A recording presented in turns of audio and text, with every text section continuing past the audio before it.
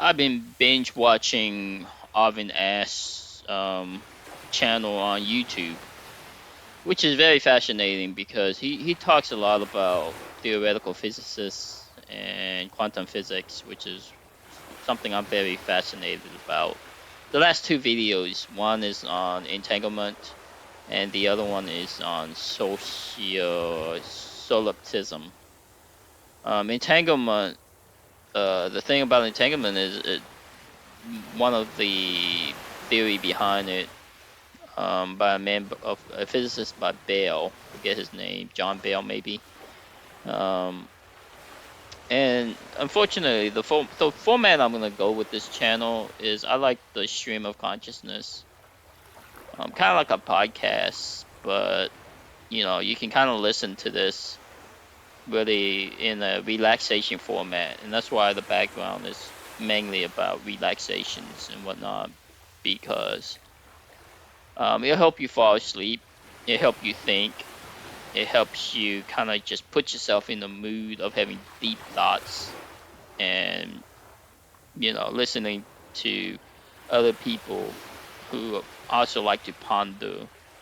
uh People like in the old days they call them scholars, and just looking out into the space and into the night sky and try to figure out what's the meaning of life and whatnot.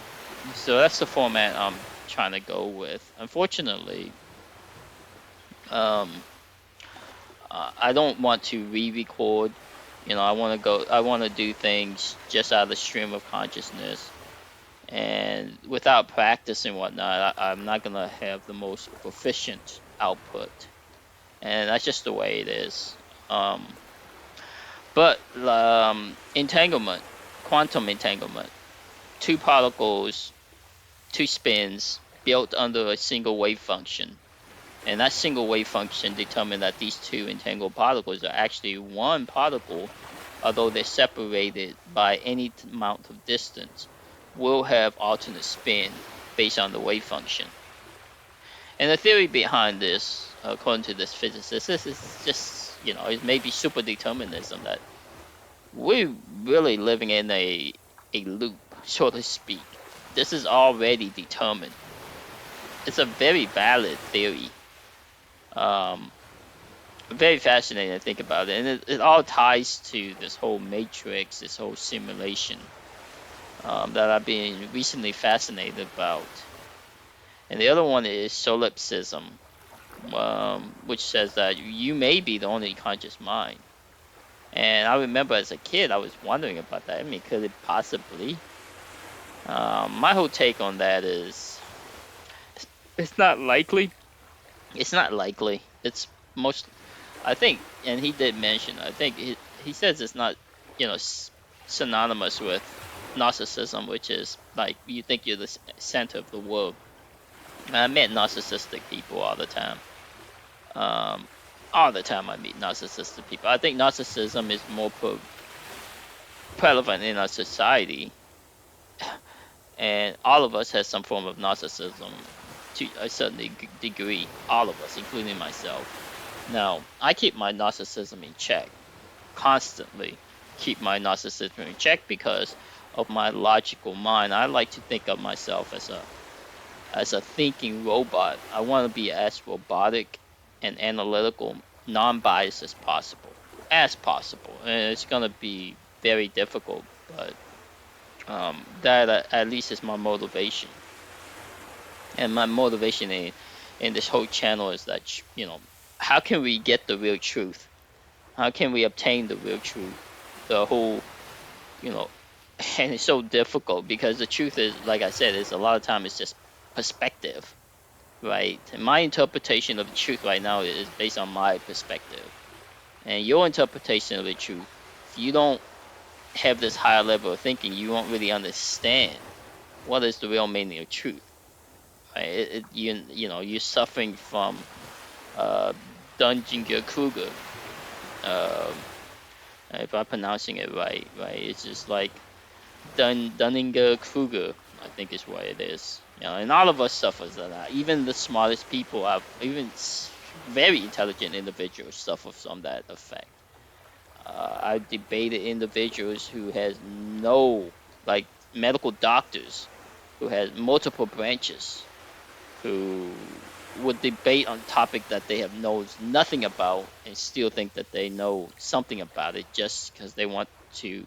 It's narcissism, right? And it's Dunning Kruger. I'm probably not pronouncing it right, but Dunning Kruger, which is the a person skill level at a certain level, and then they try to translate that to another area of that they're not really competent about, but they think they are. It's kind of hilarious to think about it. And a lot of us suffer from that.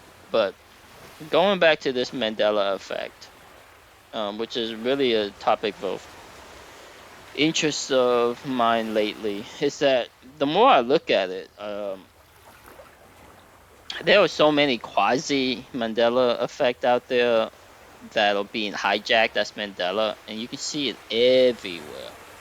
I mean, just pulling up the top Mandela effects, I can tell you right now, as I come, like, there, I didn't even realize it, but like Britney Spears in "Oops, I Did It Again," her music video. They say like the Mandela effect behind that is that she's supposed to be wearing a headset, which is what typically a singer would wear on stage, you know, which has a microphone, but it's worn around the head, and then the microphone would stick out to the mouth. Now that is absolutely silly to have a headset on a music video because that's gonna block like her face. So I know that is not a real Mandela. That's a quasi Mandela, and you can see that everywhere. Um, because Jif and Jiffy, for example, like they're so similar. And Kit Kat, Oscar Mayer, Skechers, Fruit Loops, the Monopoly Man. These are all, now that I'm thinking about, quasi Mandela effects, especially with like Kit Kat having the negative space, which is on some of the commercial, the negative space, the the visualization of it looks like it's a dash, but in a marketing scheme, it's more expensive to put the dash than to not. Maybe not. Now that I'm looking at it, you know.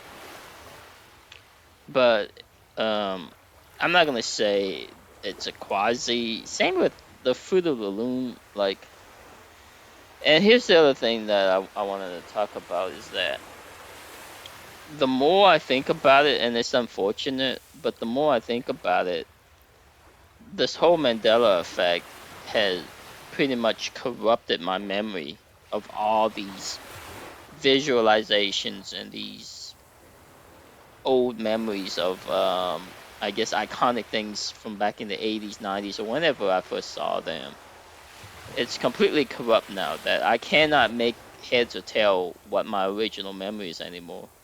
And that's a fascinating thing.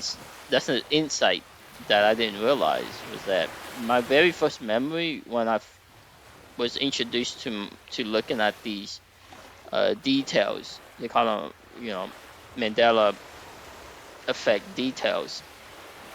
These iconic logos and pictures and whatnot. The very first retrieval of them was the most pure and the most, accurate memorization, because that's the first retrieval of it. And the only thing I have left of that memory is the recollection of what I thought about it at that time. I cannot relay that memory anymore. It is completely lost. It can only be retrieved once for whatever reason. The more I think about it, the images are now convoluted or confounded with other analytical thoughts, false memory, introducing of memories, visualization, all these things that you do as you try to think and ponder about it. corrupts that original memory. That original memory no longer exists. It's like replaying, on a VHS or on a disc or CD. The lossiness. Information gets lost through just repeated use. Your memory suffers the same fate. When it's stored in your brain, it can get stored in the past without having any retrieval for decades, years and decades. And then you try to retrieve it. It builds that memory from all, the best of its ability. Boom. That is that memory. That first retrieval is the only retrieval that you can accurately, you can accurately depend on it being accurate. Now I lost it. It is gone. So without writing it down and recording myself or somehow photographically outputting that into a recording, I can't trust it anymore. It is completely gone. All I have left is what I analytically think at that time when I thought about it. And even then, I'm getting confused because I've thought about this so much that it's completely lost. But anyhow, I'm gonna go through what the real Mandela is. Okay. Now I don't even know if Mandela. I'm assuming Nelson Mandela is the original, right? And I'm still gonna give the benefit of the doubt. It was discovered in 2009. However, we don't know when the switch actually occurred. I would want to think the switch actually occurred somewhere around 2000. And it wasn't until 2009 that whatever that individual who looked that up, this reporter, looked it up and has she has, I guess, access to the media, and so she reported that, hey, Nelson Mandela died in prison in the 80s.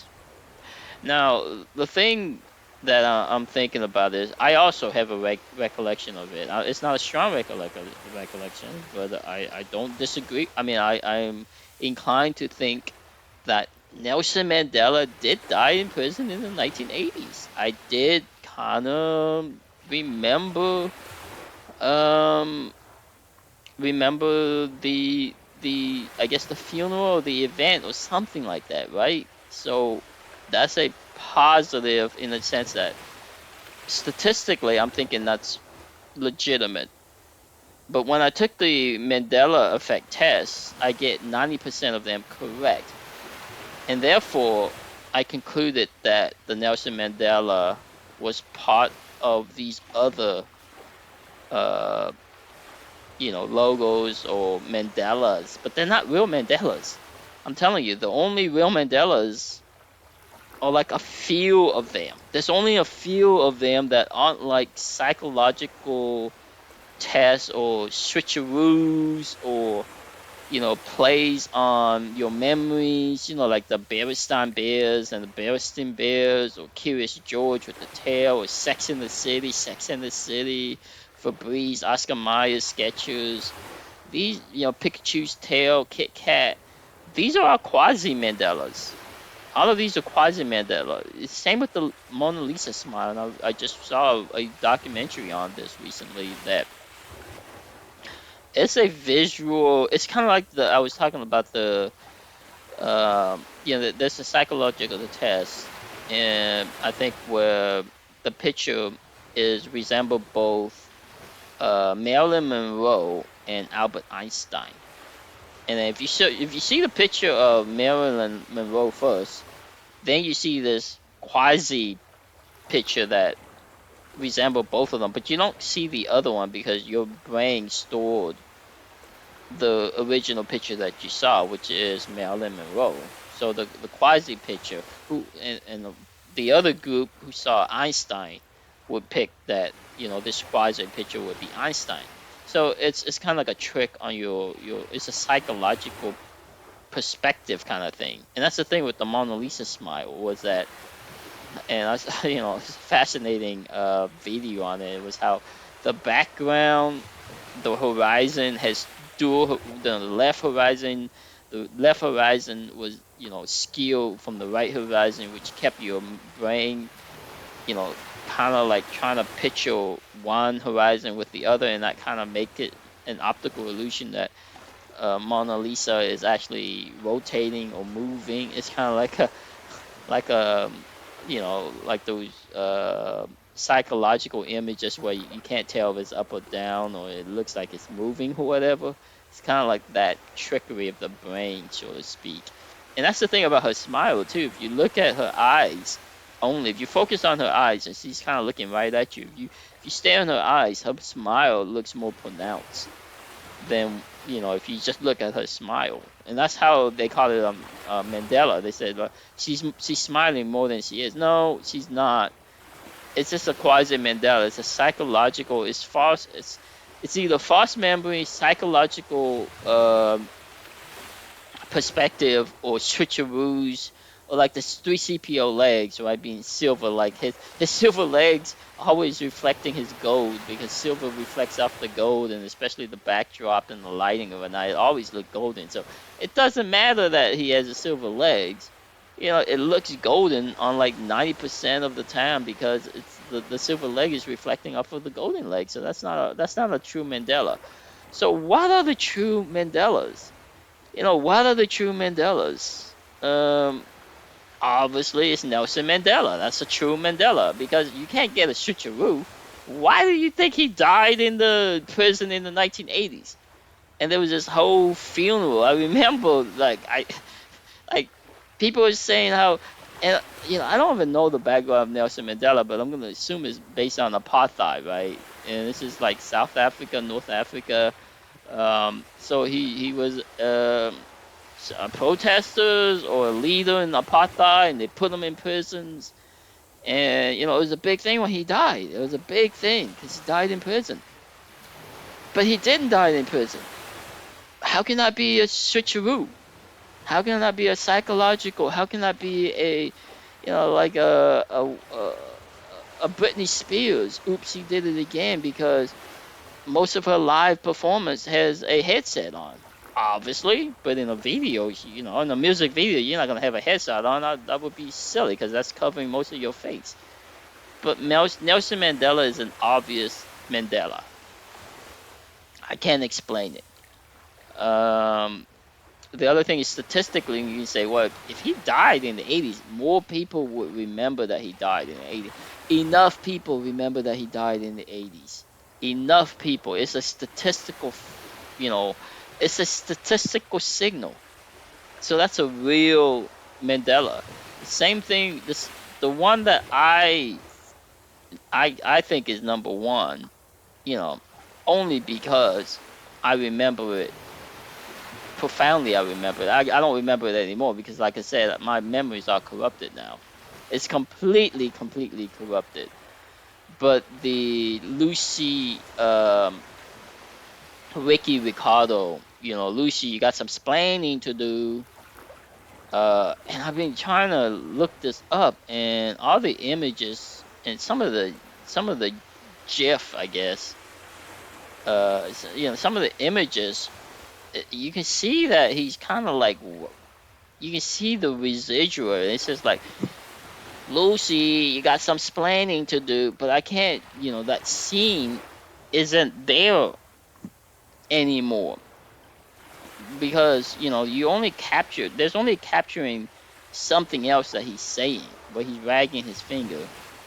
But I don't remember he's wagging his finger. The thing I remember about it was a regular occurrence.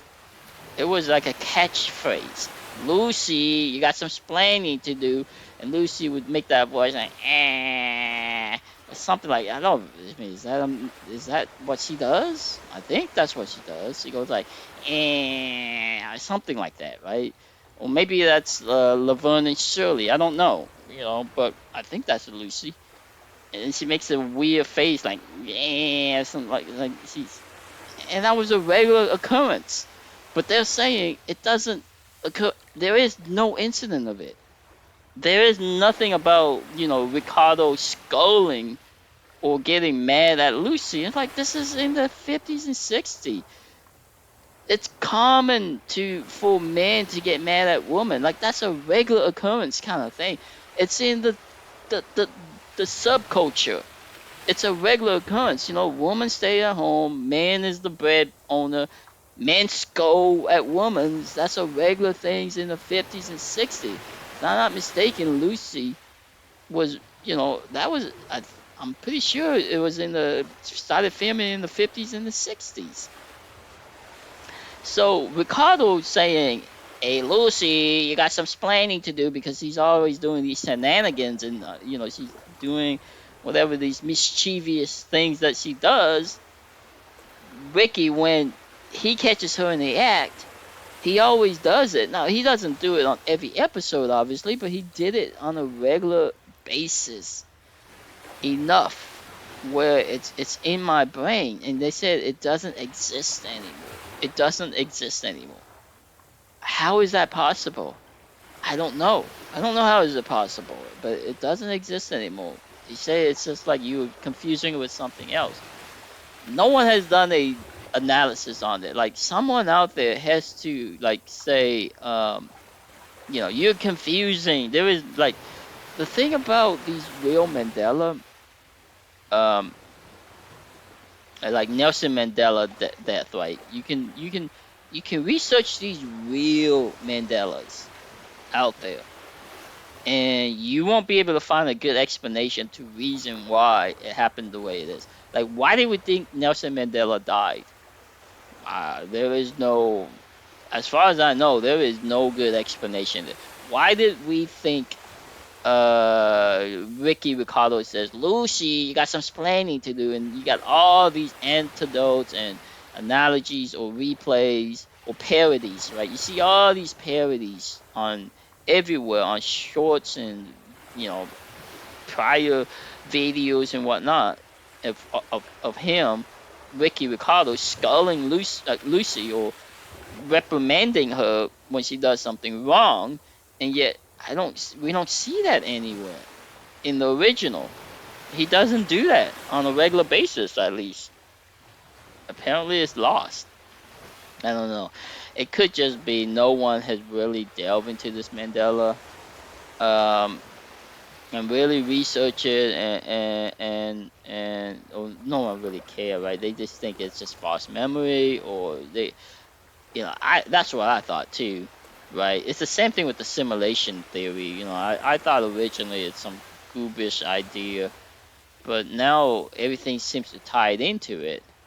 The more I think of it, it seems to tie into it. Now, there is no way I can come to the ultimate conclusion, and it's always going to be a 50-50 chance at best. Always going to be a 50-50 chance. And that's because, from a robotic, logical point of view, you're not gonna have enough, you know, not confounding, but you're not gonna have enough concrete evidence to validate one way or the other. So the best you can say is 50-50. But what is the other uh, real Mandela? Well, the few other ones that I can think of, okay, is the Moonraker uh Dolly braces, right? Mandela.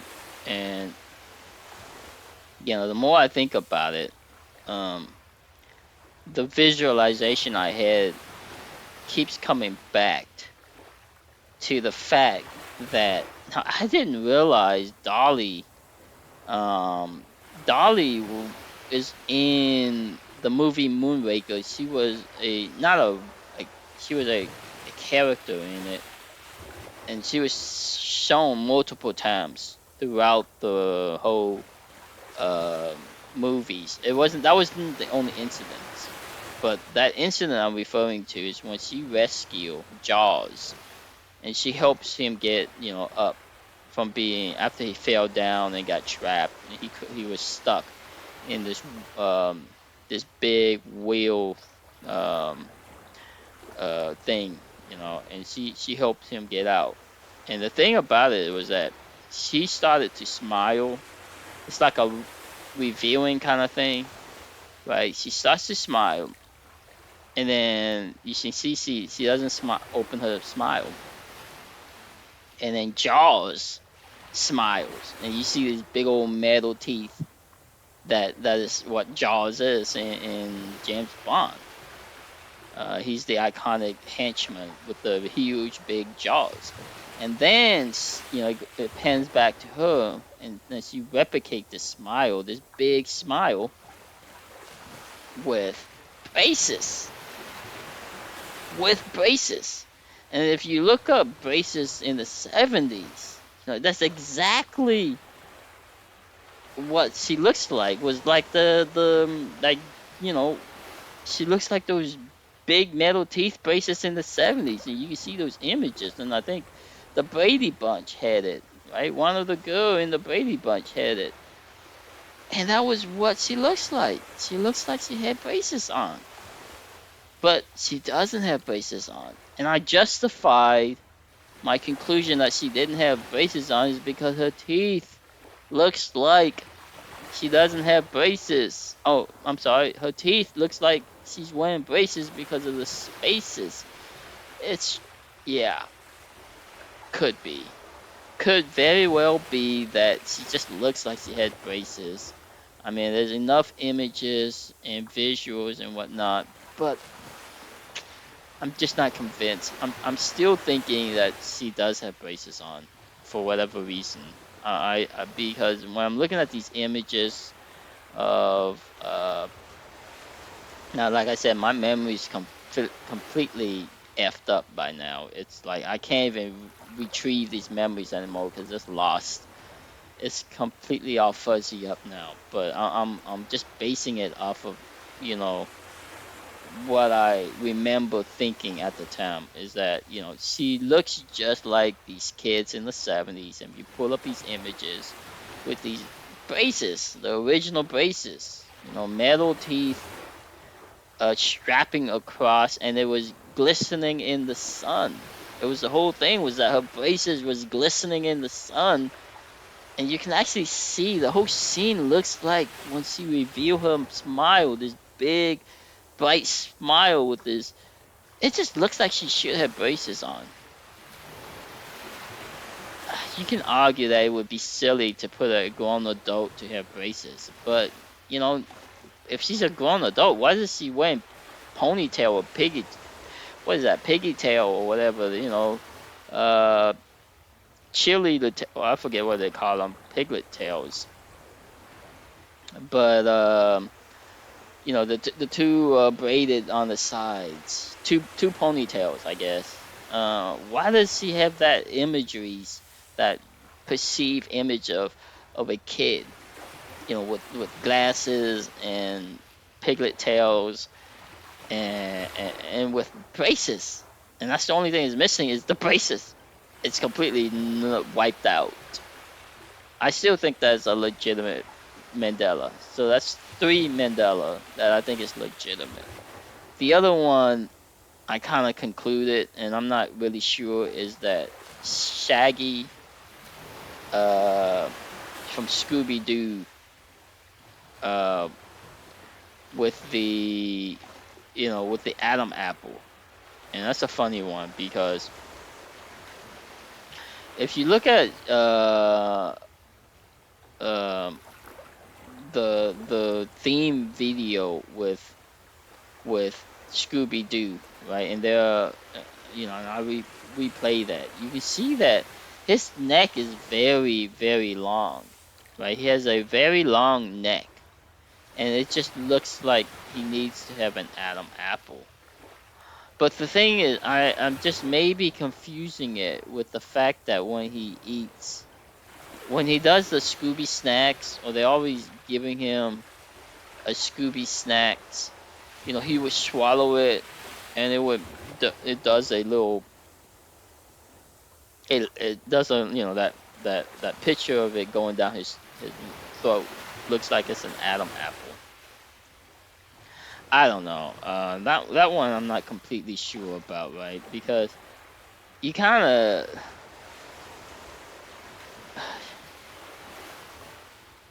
he's gulping and he's gulping. So when the Scooby snack comes down, it looks like he has an apple, Adam apple. And actually, if you Google it, it does look like at several times he does look like he has a Adam apple. Um, who knows? I don't think this one's legitimate. Not that because it- it's partially legitimate because of how the character looks. The other characters don't they don't look like they look like everything's covering their neck, but Shaggy is the only one that doesn't have anything covering his neck. So he looks like the only one, like it's missing something because his neck is so long. But anyhow, um, I may redo this video with actual evidence, to support it because it is kind of hard to talk about it without actually the visualization to support it. But I've been trying to hold off on this video because there's just so much information and I'm still missing like 50% of the information at least that I've collected, and I just can't output it all. Um, and the more, like I said, the more I think about it, the more, even doing this whole brainstorming session I'm doing right now, everything's confounded. It's completely confounded, unfortunately. Um, there's just so much going in that I don't, I can't make heads or tail what my original thought at the time was, and that's why I want to record. That's why I want to relay is what is my original, because now I don't have a conclusion anymore. Um, and my original is getting lost. So what, anyway, yeah, unfortunately, that's really all I have right now. This may be my last Mandela, so to speak, topic. It's probably want to go into something else. But anyhow.